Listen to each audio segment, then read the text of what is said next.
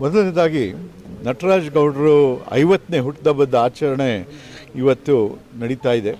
ನನಗೆ ಈ ಒಂದು ಶುಭ ಸಂದರ್ಭದಲ್ಲಿ ಈ ಕಾರ್ಯಕ್ರಮದಲ್ಲಿ ಭಾಗವಹಿಸೋಕ್ಕೋಸ್ಕರ ಒಂದು ಅವಕಾಶ ಸಿಕ್ಕಿರೋದು ನಿಜವಾಗ್ಲೂ ನನ್ನ ಸೌಭಾಗ್ಯ ಅಂತ ಹೇಳ್ತೀನಿ. ನನಗೆ ನಟರಾಜ್ ಗೌಡರು ಪರಿಚಯ ಆಗಿದ್ದು ಒಂದು 12 ವರ್ಷ 13 ವರ್ಷ ಹಿಂದೆ. ಸೊ ಆವಾಗಲೇ ನನಗೆ ನೋಡಿದ ತಕ್ಷಣವೇ ಏನಪ್ಪ ಇವನು ಭಾಳ ಒಳ್ಳೆ ಡೈನಾಮಿಕ್ ಲೀಡರು.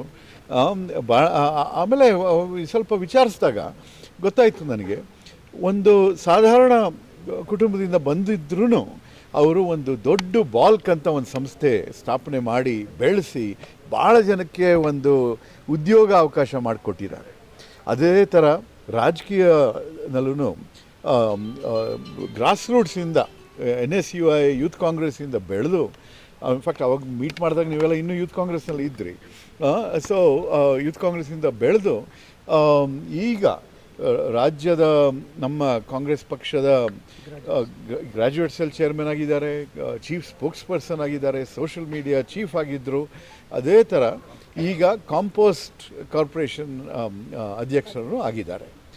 ಆ ಕಾಂಪೋಸ್ಟ್ ಕಾರ್ಪೊರೇಷನ್ ಅಧ್ಯಕ್ಷರಾಗೋ ಸಂದರ್ಭದಲ್ಲಿ ನಾನು ನಟರಾಜು ಆಗಿನ ಮುಖ್ಯಮಂತ್ರಿಗಳಾದ ಸಿದ್ದರಾಮಯ್ಯನವ್ರ ಜೊತೆ ಚರ್ಚೆ ಮಾಡಿ ಇಂಥ ಒಳ್ಳೆ ಕಾರ್ಯಕರ್ತರು ನಮ್ಮ ಮುಖಂಡರು ಕಾಂಗ್ರೆಸ್ ಪಕ್ಷಕ್ಕೆ ಸುಲಭವಾಗಿ ಸಿಗೋದಿಲ್ಲ, ನಿಜವಾಗ್ಲೂ ಅವ್ರಿಗೆ ಇನ್ನೂ ಅವಕಾಶ ಮಾಡಿಕೊಡ್ಬೇಕು ಅಂತ ನಾವು ಒಂದು ಸ್ವಲ್ಪ ಒತ್ತಾಯ ಮಾಡಿದಾಗ ಅವರು ಖಂಡಿತ ಚೇರ್ಮನ್ ಮಾಡ್ತೀನಿ ಅಂತ ಹೇಳಿದರು.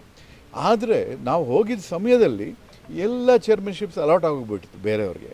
ಅಂಥ ಪರಿಸ್ಥಿತಿಯಲ್ಲಿ ಈ ಕಾಂಪೋಸ್ಟ್ ಕಾರ್ಪೊರೇಷನ್ನು ಬಂತು. ನಾನು ಕೇಳಿದೆ, ತೊಗೊಳ್ತೀರಾ, ಇದರಲ್ಲಿ ಅಷ್ಟೇನು ಇದಿಲ್ಲ.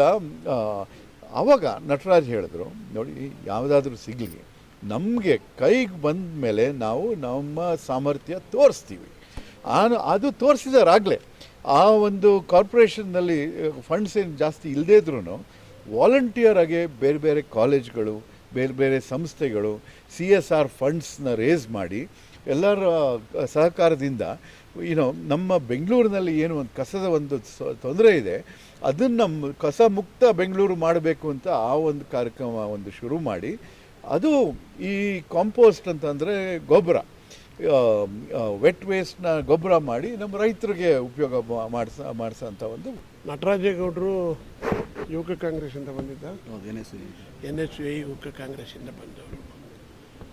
ಕರ್ನಾಟಕ ರಾಜ್ಯದಲ್ಲಿ ಯಾರು ಒಳ್ಳೆ ಕೆಲಸ ಮಾಡ್ತಾರೋ ಯುವಕರಾಗಿ ಅವ್ರಿಗೆ ಸಿಕ್ಕಿರ್ತಕ್ಕಂಥ ಹುದ್ದೆ ಅದು ಚಿಕ್ಕದಾಗಿರ್ಬೋದು, ದೊಡ್ಡದಾಗಿರ್ಬೋದು. ಹಿಂದೆ ಒಂದು ಸಾರಿ ಬಸವಲಿಂಗಪ್ಪ ಸಾಹೇಬರಿಗೆ ಅವತ್ತಿನ ಮುಖ್ಯಮಂತ್ರಿಗಳ ಹೆಸರು ಹೇಳೋದು ಬೇಡ, ಇವರು ಸ್ವಲ್ಪ ತಾಪತ್ರೆ ಮಾಡ್ತಾರೆ, ಇವರಿಗೆ ಒಳ್ಳೆ ಇಲಾಖೆ ಕೊಡಬಾರ್ದು ಅಂಥೇಳಿ ಪೊಲ್ಯೂಷನ್ ಕಂಟ್ರೋಲ್ ಬೋರ್ಡ್ ಇಲಾಖೆ ಕೊಟ್ಬಿಟ್ರು. ಇಡೀ ರಾಜ್ಯದಲ್ಲಿ ಅವ್ರ ಇಲಾಖೆನ ಬಸವಲಿಂಗಪ್ಪನವ್ರು ಮಾಡಿ ತೋರಿಸಿದ ಇಲಾಖೆ ಇದು ಯಾಕೆ ಕೊಟ್ಟು ಇವರಿಗೆ ಇಲ್ಲಿ ಎಲ್ಲರೂ ನಂತಕ್ಕೆ ಬಂದು ನಿಂತ್ಕೊತಾವ್ರಲ್ಲಪ್ಪ ಅನ್ನೋ ಸ್ಟೇಜ್ ಕ್ರಿಯೇಟ್ ಆಗೋಯ್ತು. ಹಾಗೂ ಹಂಗೆ ಹುದ್ದೆ ಮುಖ್ಯ ಅಲ್ಲ, ಯಾವ ಹುದ್ದೆ ಸಿಗುತ್ತೋ ಅದನ್ನೇ ದೊಡ್ಡ ಹುದ್ದೆ ಮಾಡ್ತಕ್ಕಂಥದ್ದು ಮುಖ್ಯ. ಅದರಲ್ಲಿ ನಟರಾಜ್ ಗೌಡರು, ನಾನು ಸಹಿತ ಸ್ಪೋಕ್ಸ್ಮನ್ ಮುಂಚೆಲೂ ಆಗಿದ್ದೆ, ಈಗ ಆಗಿದ್ದೀನಿ. ಎಲ್ಲ ಯುವಕರೇ ಇರೋದ್ರಿಂದ ನಾವು ಮಧ್ಯೆ ಮೂಗು ತೋರಿಸೋದು ಬೇಡ ಅಂತ ಹೋಗ್ತಾ ಇಲ್ಲ ಮಾಡಿಕೊಂಡು ನಾವು ರಾಜಕಾರಣ ಮಾಡಿದಂಥದ್ದು. ಮಾನ್ಯ ಶಿವರಾಮೇಗೌಡರು BDA ಚೇರ್ಮನ್ ಆಗಿದ್ದರು. ನಾನು ಅವಾಗ ಅವ್ರ ಫಸ್ಟ್ ಕಚೇರಿಗೆ ನಮ್ಮ ಬಂಗ್ಲಿ ಶಂಕರೇಗೌಡರ ಮಗ ಮಂಜು ಇಲ್ಲೇ ಇದ್ದ, ನನ್ನ ಡಿಗ್ರಿ ಕ್ಲಾಸ್ಮೇಟು, NSUನಲ್ಲಿ ಇದ್ವಿ ನಾವು. ಅವ್ರ ಮನೆಗೆ ಅವ್ರ ಕಚೇರಿಗೆ ನಾನು ಕರ್ಕೊಂಡು ಹೋಗ್ತಾ ಇದ್ದ.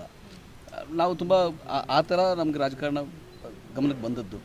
ಸೊ ಮಾನ್ಯ S ರಮೇಶ್ ಅವರು ಶಾಸಕರಾಗಿದ್ದರು ಉತ್ರಳ್ಳಿ. ಆ ಟೈಮಲ್ಲಿ ಫಸ್ಟ್ CMC ಎಲೆಕ್ಷನ್ಗೆ ಚುನಾವಣೆ ಮಾಡಿ ಕ್ಯಾಂಪೇನ್ ಮಾಡಿ 30 ವರ್ಷ ಈ ವರ್ಷಕ್ಕೆ ನನಗೆ ಆ ಥರದ ರಾಜಕಾರಣದಲ್ಲಿ. ಬಟ್ ಸಕ್ರಿಯವಾಗಿ ಹಿರಿಯರ ಆಶೀರ್ವಾದದಿಂದ ಪಕ್ಷ ಸಂಘಟನೆಯಲ್ಲಿ ಮಾಡ್ಕೊಂಡು ಪಡ್ಕೊಂಡು ಬಂದಿದ್ದೀನಿ. ಇವತ್ತು ಅದಕ್ಕಾಗಿ ಅವರು ನನಗೆ ಆಶೀರ್ವಾದ ಮಾಡಲಿಕ್ಕೆ, ಬೆಂಬಲ ಕೊಡಲಿಕ್ಕೆ ಬಂದಿದ್ದಾರೆ.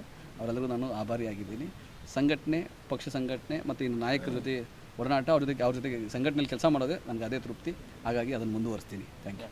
ಒಬ್ಬ ಕಾಂಗ್ರೆಸ್ ಕಾರ್ಯಕರ್ತನಾಗಿ ಒಂದು 30 ವರ್ಷಗಳ ಅಧಿಕ ಕಾಲಘಟ್ಟದಲ್ಲಿ ಒಂದು ಪಕ್ಷಕ್ಕೋಸ್ಕರ ಯಾವುದೇ ಸ್ವಾರ್ಥ ಇಲ್ಲದೆ, ಯಾವುದೇ ಒಂದು ಸ್ಥಾನಮಾನಕ್ಕೆ ಆಸೆ ಪಡದೆ, ಒಬ್ಬ ನಾಯಕನಾಗಿ, ಕಾರ್ಯಕರ್ತನಿಂದ ನಾಯಕನಾಗಿ ಬೆಳೆದು ಇವತ್ತು ಸಾವಿರಾರು ಜನಕ್ಕೆ ಸ್ಫೂರ್ತಿಯಾಗಿ ಬೆಳೆದಿದ್ದಾರೆ. ಅವರ ಒಂದು ಕಾರ್ಯಪಡೆ ಈ ಪದವೀಧರ ಕ್ಷೇತ್ರದಲ್ಲಿ ಒಬ್ಬರು ಅಧ್ಯಕ್ಷರಾಗಿ ಅವರು ಸಾವಿರಾರು ಜನಕ್ಕೆ ಒಂದು ಸ್ಥಾನಮಾನವನ್ನು ಕೊಡುವುದರಲ್ಲಿ ಆಗಲಿ, ಮತ್ತು ಕಾರ್ಯಕರ್ತರಿಗೆ ಒಂದು ಹೊಸ ಹುರುಪನ್ನಾಗಲಿ ಮಾಡಿದ್ದಾರೆ. ಜೊತೆಗೆ ಅವರು ವಕ್ತಾರರಾಗಿ ನಮ್ಮ ಕಾಂಗ್ರೆಸ್ ಪಕ್ಷದ ಮುಖ್ಯ ವಕ್ತಾರರಾಗಿ ಬೆಳೆದು ಇವತ್ತು ನೀವು ನೋಡ್ಬೋದು ಯಾವುದೇ ಸುದ್ದಿವಾಹಿನಿಯಲ್ಲಿ ಪ್ರಬಲವಾಗಿ BJPಗಳ ಟೀಕೆ ಟಿಪ್ಪಣಿಗಳಿಗೆ ಉತ್ತರ ಕೊಟ್ಟು ಅವರಿಗೆ ಸಮರ್ಥವಾಗಿ ಒಂದು ವಾದವನ್ನು ಕೊಡುವುದರಲ್ಲಿ ನಟರಾಜ್ ಗೌಡರು ಕೂಡ ಒಬ್ಬರು. ಅವರ ಹಾದಿಯಲ್ಲಿ ನಾವು ಬೆಳೆದಿದ್ದೇವೆ. ಇವತ್ತು ನಾವು ಏನಾದರೂ ಟಿ ವಿಲಿ ಹೋಗಲಿ ಒಂದು ಡಿಬೇಟ್ ಕಾರ್ಯಕ್ರಮದಲ್ಲಿ ನಾವೇನಾದರೂ ಮಾತಾಡ್ತೀವಿ ಅಂತಂದರೆ ಅದಕ್ಕೆ ಸ್ಫೂರ್ತಿ ನಮ್ಮ ನಟರಾಜ್ ಗೌಡರಲ್ಲಿ ಒಬ್ಬರು. ಯಾಕಂದರೆ ಅವರು ತಿಳ್ಕೊಂಡಿರೋಂಥ ವಿಷಯಗಳು, ಅವರು ಕೊಡುವಂಥ ವಾದಗಳನ್ನು ನಾವು ಖಂಡಿತವಾಗಿ ನೋಡಿ ಕಲ್ತಿದ್ದೇವೆ, ಮುಂದಕ್ಕೂ ಕೂಡ ಕಲಿತೀವಿ. ಅವರಿಗೆ ನಮ್ಮ ಕಾಂಗ್ರೆಸ್ ಪಾರ್ಟಿ ಮುಂದಿನ ದಿನಗಳಲ್ಲಿ ಒಳ್ಳೆ ಸ್ಥಾನಮಾನ ಕೊಡಬೇಕು. ನಮ್ಮಂಥ ಕಾರ್ಯಕರ್ತರು ಅವ್ರನ್ನ ಸ್ಫೂರ್ತಿಯಾಗಿ ತಗೋಬೇಕು. ಅವರ ಸ್ಫೂರ್ತಿಯಿಂದ ಇನ್ನಷ್ಟು ಕಾರ್ಯಕರ್ತರು ಪಕ್ಷದಲ್ಲಿ ಸ್ವಾರ್ಥವಿಲ್ಲದೆ ಸೇವೆಯನ್ನು ಸಲ್ಲಿಸಿ 10 ವರ್ಷ 5 ವರ್ಷ 20 ವರ್ಷ ಆದರೂ ಪರವಾಗಿಲ್ಲ, ಪಕ್ಷದಲ್ಲೇ ಉಳಿದು ಪಕ್ಷ ಏನು ಕೊಡುತ್ತೆ ಅದನ್ನು ತಗೊಳ್ಳೋ ಅಂಥ ಕೆಲಸದಲ್ಲಿ ನಟರಾಜ್ ಗೌಡರು ಇದ್ದಾರೆ. ಅದನ್ನು ಸ್ಫೂರ್ತಿಯಾಗಿ ತಗೊಂಡು ನಾವು ಕೂಡ ಮುಂದಿನ ದಿನಗಳಲ್ಲಿ ಇದೇ ರೀತಿಯಲ್ಲಿ ಅವರ ಮಾರ್ಗದರ್ಶನದಲ್ಲಿ ನಡೀತೀವಿ ಅಂತ ಹೇಳಿ ನಾನು ಹೇಳ್ತೀನಿ ಮೇಡಮ್.